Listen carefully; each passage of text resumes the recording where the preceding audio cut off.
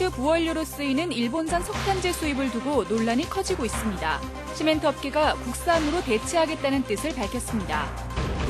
도내에서 유일하게 경찰서가 없는 양양군에 경찰서가 신설될 전망입니다. 관련 부처 심사를 통과해 빠르면 2024년에 문을 엽니다.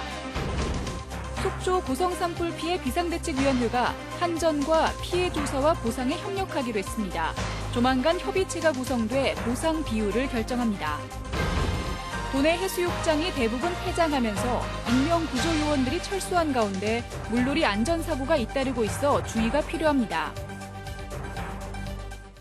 시청자 여러분 안녕하십니까? 뉴스데스크 강원입니다. 시멘트 업계의 일본산 석탄재 수입을 두고 유해성 논란이 커지면서 환경부가 안전관리를 강화하기로 했습니다.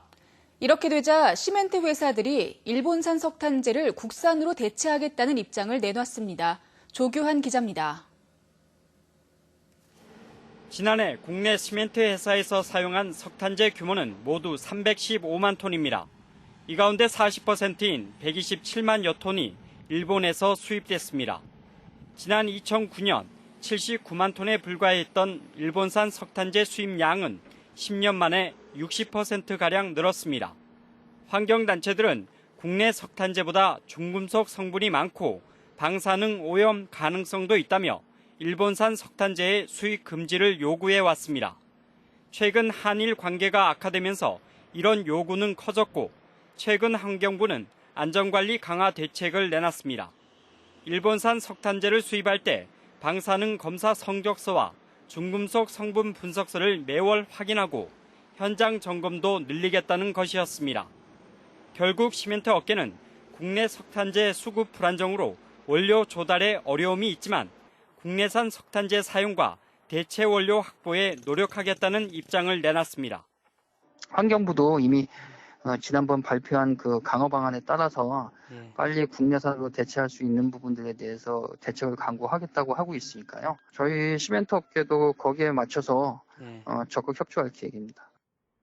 지금까지 일본산 석탄재에서 방사성과 방사능 법적 기준치를 초과한 사례도 없다고 덧붙였습니다.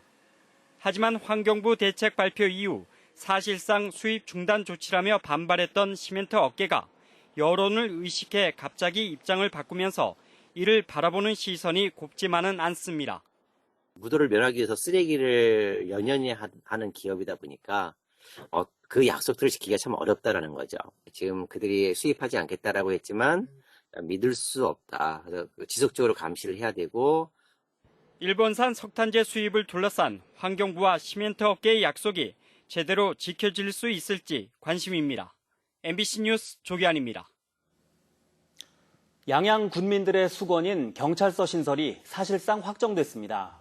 직제 신설안이 행정안전부와 기획재정부 관문을 통과해 오는 2024년 양양경찰서가 문을 열 전망입니다. 황병춘 기자입니다. 강원도 18개 시군 가운데 유일하게 양양군에만 경찰서가 없습니다. 1963년 속초경찰서 관할이 된 뒤 파출소와 지구대가 운영되고 있습니다. 지역에서는 줄곧 경찰서가 필요하다며 신설을 요구했고 지난해에는 행정안전부의 경찰서 신설 승인을 받았지만 기획재정부의 예산 배정 문턱을 넘지 못해 무산됐습니다. 하지만 올해 재도전에 나섰고 직제 신설안이 행정안전부와 기재부 심사를 통과해 가시화됐습니다. 빠르면 연내 조직 개편 및 청사 신축 관련 예산 편성 절차가 진행될 예정입니다. 도시계획 시설 결정 등 행정적 지원을 통해서 빠른 시일 내에 경찰서가 신설될 수 있도록 노력하겠습니다. 남아있는 절차는 국무회의 의결과 국회에서의 관련 예산 편성입니다. 양양군과 강원경찰청은 국도 7호선 옆 옛 동해고속도로 부지를 경찰서 신축 부지로 선정해 놓은 상태입니다. 15,000여 제곱미터 부지에 130여 명이 근무할 수 있는 청사를 신축할 계획입니다. 서핑 등 해양 레저 인구 증가와 플라이 강원 취항 등 치안 수요가 늘어나는 양양군이 경찰서 신설을 반기고 있습니다. MBC 뉴스 황병춘입니다. 지난 4월 발생한 속초고성 산불 피해와 관련해 속초고성 산불 피해자 비상대책위원회가 한전과 협약을 체결했습니다. 속초고성 산불 피해 비대위는 피해 주민 130여 명에 대한 피해 조사와 손해액 산정, 피해 보상에 상호 협력하기로 하고 피해 조사를 의뢰했습니다. 한전은 이달 초 750여 피해 가구에 대한 1차 조사 결과를 통보했고 추가 접수된 신고건에 대해서도 다음 달 피해액 산정 결과를 전달할 계획입니다. 한전과 강원도, 산불 비대위는 조만간 6인 협의체를 구성해 산불 손해보상 비율을 결정할 방침입니다. 일본 여행 안 하기 운동이 확산되면서 양양과 일본 기타 규수 항공 노선의 8월 평균 탑승률이 평소 60%대에서 13.6%로 떨어졌습니다. 한국공항공사 양양지사에 따르면 8월에 왕복 9회차 운항한 50인승 코리아 익스프레스 에어의 출국 탑승률은 11.3%, 입국 탑승률은 16%로 나타났습니다. 평소 60%대였던 탑승률은 일본 여행 안 하기 운동이 시작된 지난달 말부터 급격히 떨어졌고 한일 관계가 정상화할 때까지 회복되지 않을 것으로 전망됩니다. 일본 아베 정권을 규탄하는 춘천 시민행동이 결성됐습니다. 28개 춘천 지역 시민사회단체들이 이번 주 토요일 규탄 문화제를 열 계획입니다. 백승호 기자가 보도합니다. 춘천 지역 시민사회단체 대표들이 한자리에 모여 일본 아베 정권을 규탄합니다. 경제보복 철회하라! 경제보복 철회하라! 철회하라! 철회하라! 이들 단체들은 아베 정권 규탄과 친일 청산을 위한 춘천 시민행동을 조직했습니다. 촛불 문화제 때 함께 뭉쳐 싸우자는 의견이 나왔고 28개 단체가 동참하기로 결의했습니다. 철저하게 반성하고 우리에게 사과할 때까지 우리의 반일 투쟁은 계속되어야 한다고 생각합니다. 강원도에서 아베 정권 규탄 시민행동이 구성된 곳은 원주에 이어 춘천이 두 번째입니다. 이곳 춘천은 춤과 의의 고장이라고 합니다. 아베 정권 규탄과 일본산 불매 운동에 이 충의의 춘천 시민분들이 선봉에 서 주실 것을 발족 선언문에는 일본 정부뿐 아니라 일본에 동조하는 일부 언론과 정치인들을 비난하는 내용도 포함됐습니다. 일본 낫잡이 언론들과 정치 세력들의 행태를 보면 지난 조선 말기 친일파들의 작태와 다름없다. 춘천 시민행동은 이번 주 토요일 이곳 공지천 소녀상 앞에서 시민들이 참여하는 규탄 문화제를 열 계획입니다. 또 매주 토요일마다 춘천 명동거리에서 일본 제품 불매 캠페인도 벌입니다. 일본의 경제 보복에 맞서 자치단체와 의회 등의 교류 중단에 이어 자발적인 시민들의 규탄 집회가 계속되면서 일본 정부를 향한 분노가 들불처럼 번지고 있습니다. MBC 뉴스 백수호입니다. 폐장한 해수욕장에서 피서객들이 파도에 휩쓸리는 사고가 잇따라 발생하고 있습니다. 인명구조요원들이 철수했기 때문에 물에 빠지면 큰 사고로 이어질 수 있어 주의가 필요합니다. 배연환 기자가 보도합니다. 해경 구조정이 출동해 바다에 빠진 사람들을 한 명씩 태웁니다. 폐장한 강릉 경포해수욕장에서 해수욕을 즐기던 9명이 파도에 떠밀려 가다 구조된 겁니다. 동해 추암해수욕장과 강릉 사천해수욕장에서도 한 명씩 구조돼 하루 동안 모두 11명이 구조됐습니다. 이처럼 폐장한 해수욕장에서 안전사고가 발생할 가능성이 있어 각별한 주의가 필요합니다. 동해안 해수욕장은 양양 지역을 제외하고 모두 폐장해 인명 구조요원들이 철수했습니다. 이번 주말까지 최소한의 안전관리 인력만 배치돼 있어 사고가 생길 경우 즉시 대처가 쉽지 않습니다. 약 한 80명의 총원이 투입이 돼서 근무를 쓰고 있는데 18일 이후 폐장 이후에는 인력이 부족하여 상황 조치가 바로 되지 않아서 많이 위험한 상태입니다. 해경은 폐장한 해수욕장에 대한 안전 순찰 활동을 강화하고 있습니다. 해상 육상 집중 순찰을 실시하고 상황 대응 시 민간 해양구조대, 수상레저 사업자와 협력해 신속히 구조 작업에 임할 예정입니다.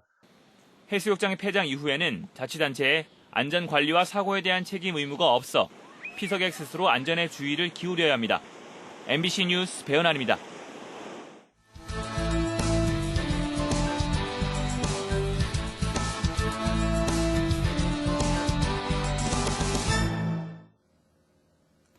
제천 삼척 간 동서고속도로 조기 건설을 위한 대정부 청원운동이 펼쳐집니다.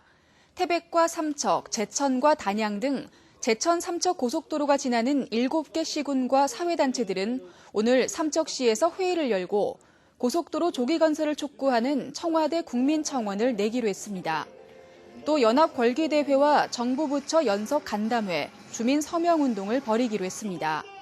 7개 시군과 사회단체들은 제천 삼척간 고속도로 조기 건설을 위해 제2차 고속도로 건설 5개년 계획 반영과 양방향 동시 착공을 촉구하고 있습니다. 친환경 설악산 오색 케이블카 추진위원회는 환경부에 오색에서 대청봉까지 탐방로 폐쇄를 건의하기로 했습니다. 오색 케이블카 추진위는 설악산 생태 환경을 보호하기 위해 친환경 케이블카를 설치하면서 오색 탐방로를 폐쇄할 것을 건의하고 군민 서명운동에 들어가겠다고 밝혔습니다.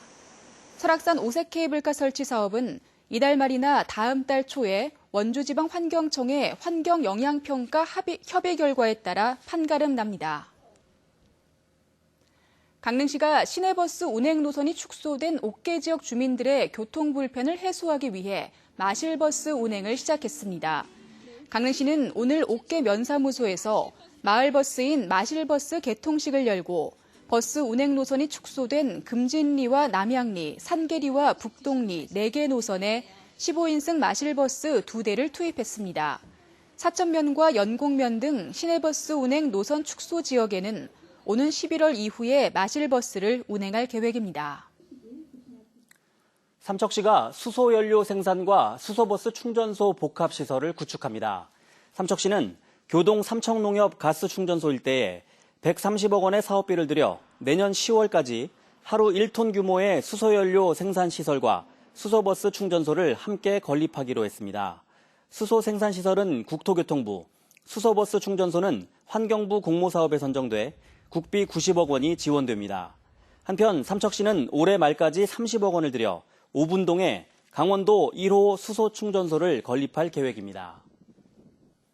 동해시의 한 어린이집에서 아동학대 의심 신고가 접수돼 경찰이 조사하고 있습니다. 동해경찰서는 어린이집에서 교사가 아동을 학대한 혐의가 있다는 원장의 신고를 받고 지난달부터 CCTV 조사 등을 벌이고 있습니다. 아동학대 의심을 받는 교사는 2명으로 문제가 불거지자 모두 퇴직했습니다. 산림청 국립산악박물관이 개관 5년여 만에 누적 관람객 50만 명을 넘어섰습니다. 국립산악박물관은 지난 2014년 개관 이후 매년 10만여 명의 관람객이 찾아오고 있으며 오늘 50만 번째 관람객에게 기념품을 전달했다고 밝혔습니다. 속초시에 있는 국립산악박물관은 이달 말까지 네팔 화가들의 기록전을 열고 있으며 영유아 실내 클라이밍 시설과 고산 등반 가상체험 시설 등을 운영하고 있습니다. 뉴스를 마칩니다. 고맙습니다.